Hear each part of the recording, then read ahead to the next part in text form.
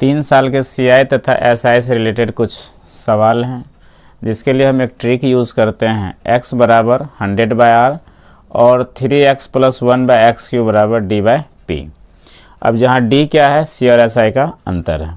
तो पहला सवाल पे आते हैं कि रेट अगर 10% समय 3 साल है और C और SI का डिफरेंस दिया हुआ है 62, तो पूछ रहा है प्रिंसिपल कितना है। तो सबसे पहले हम क्या निकालेंगे, x क्या होता है, तो 100/r होता है। 100 में अगर रेट से डिवाइड कर देंगे तो हमारा क्या निकल जाएगा, x का वैल्यू।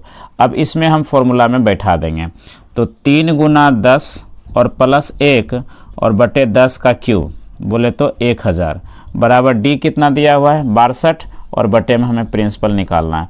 तो ये 10 दिया 30 1 हो गया 31। 31 का ये डबल है, 31 का ये डबल है। एक लाइन और लिख देते हैं, 31 1000 बराबर 62 बटे p। तो 31 दूनी 62, 1000 को 2 से गुना करेंगे तो ये कितना हो जाएगा, 2000।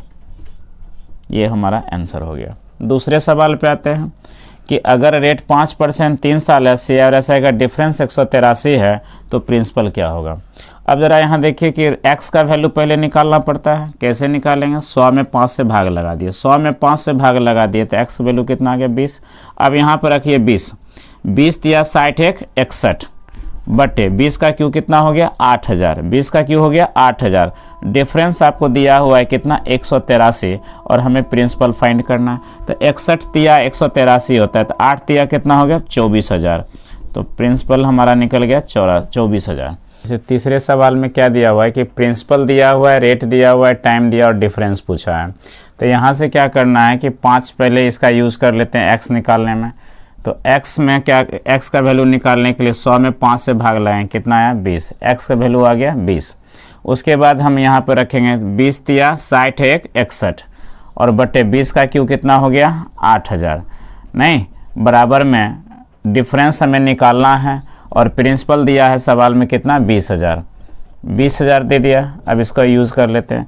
3 0 से 3 0 कट गया, 4 दूनी 8, 4 5 20। तो d का जो वैल्यू आएगा, वो कितना आएगा, 5 एकम 5 और 6 5 30, और ये बट्टे में कितना आएगा, 2। अब 305 का आधा करेंगे, 15 दूना 23, 2 दूनी 4, 2 5 10। यही हमारा उत्तर हो गया।